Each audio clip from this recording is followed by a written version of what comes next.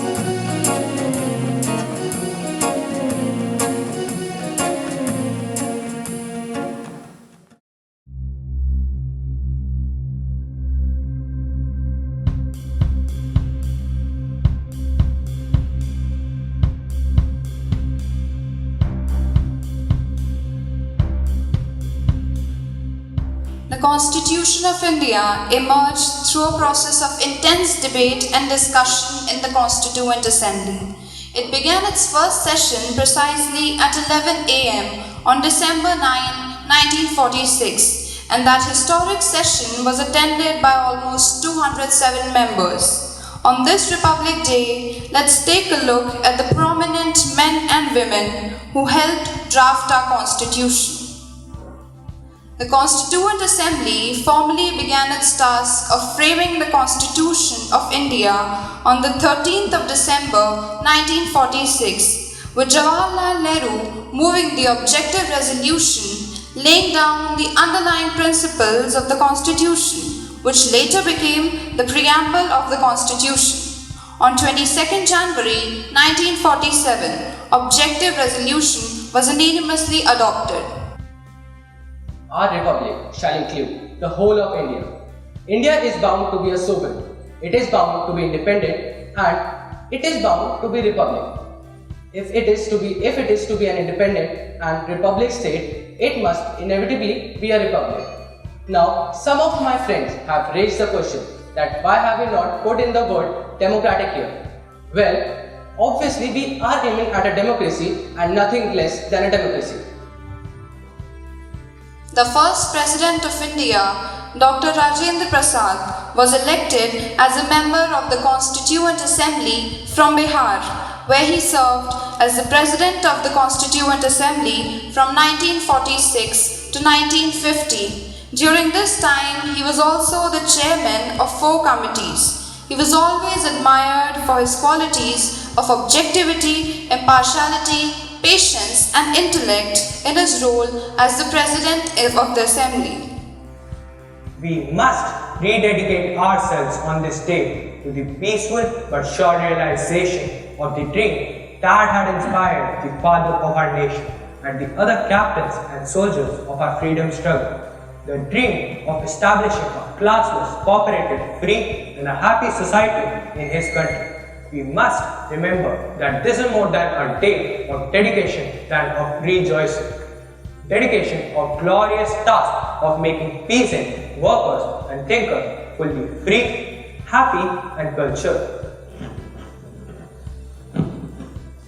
Dr. Bhimrao Ambedkar, popularly known as Baba Saheb Ambedkar, is a celebrated leader who flagged the Constitution of India. He was a well-known statesman who fought for the rights of Dalit and other socially backward classes. Let us not forget that this independence have thrown on us the great responsibilities. By independence, we have lost the excuse of blaming British for anything going wrong. If hereafter things go wrong, we will have nobody to blame except ourselves.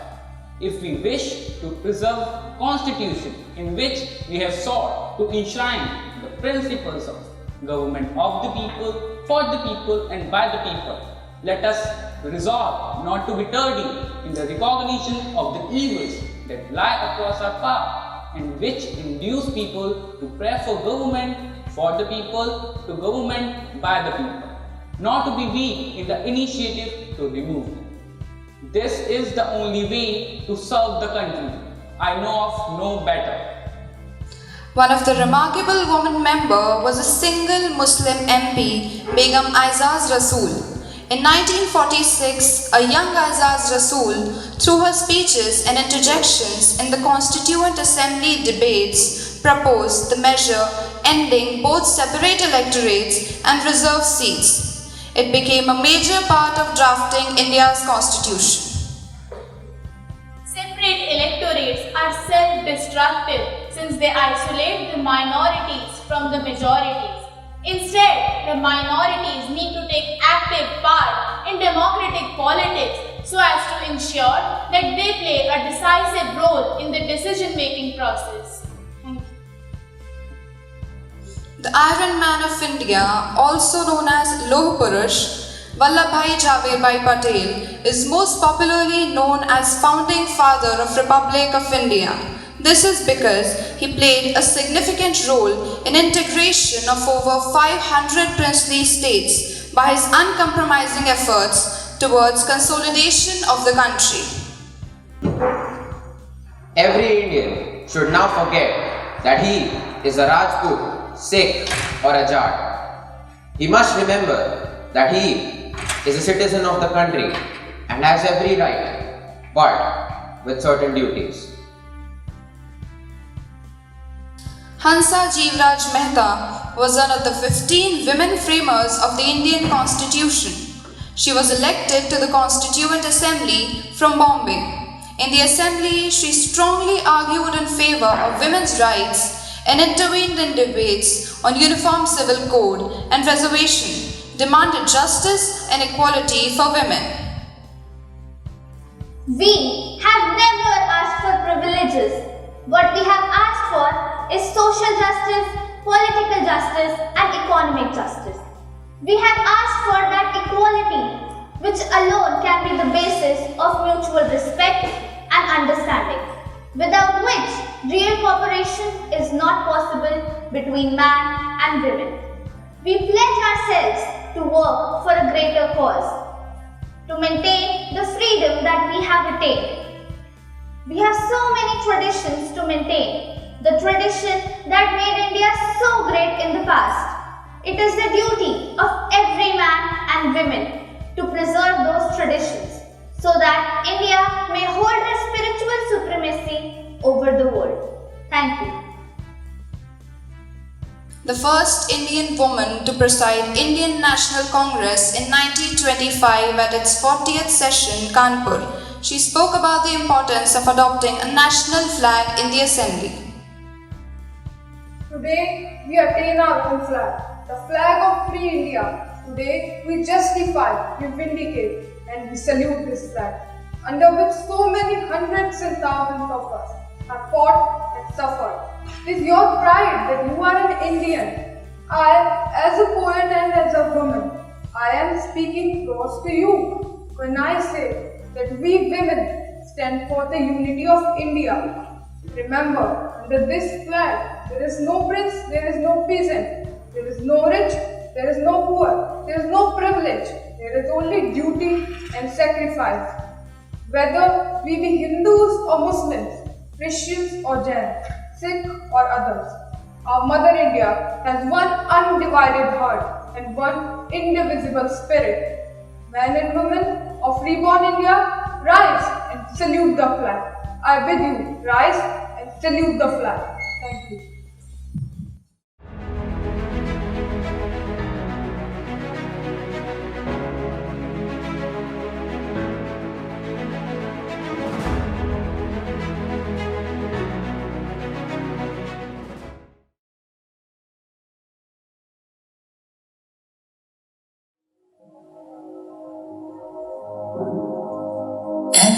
वतन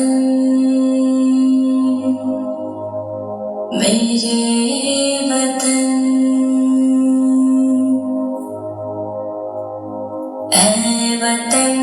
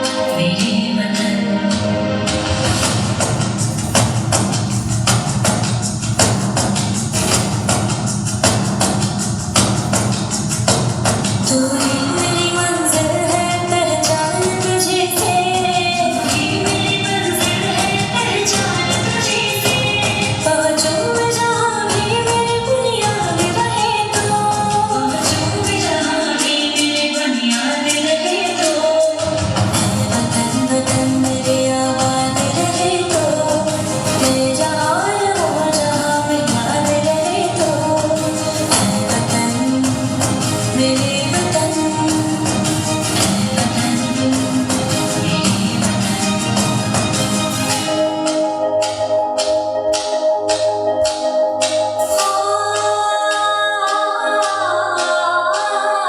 तुझ पे कोई गम की आँच आने नहीं दो तुझ पे कोई गम की आँच आने नहीं दो कुर्बान मेरी जान तुझ पे शान रहे तो कुर्बान मेरी जान तुझ पे शान रहे तो वतन वतन मेरे आबाद रहे तो मैं जहाँ रहूँ जहाँ में याद रहे तो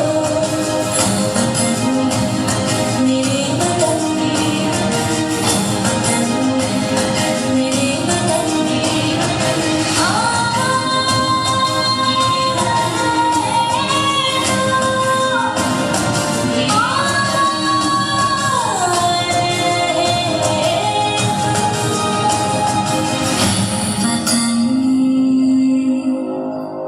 मेरे वतन आबाद रहे तो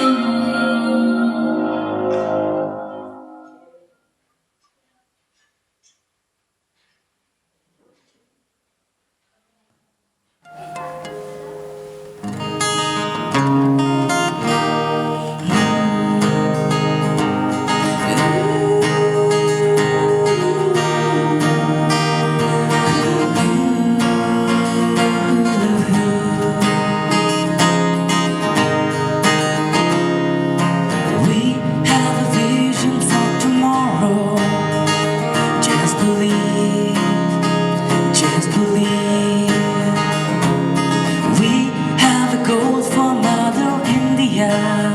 We can achieve, we can achieve. You and me will do our part. Stand together, heart to heart. We going to show the world what India can be. We can achieve, we can achieve.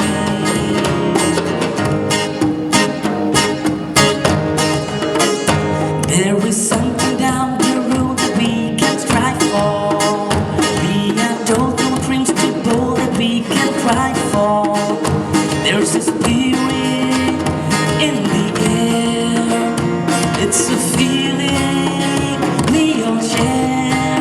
We're going to show the world what India can be.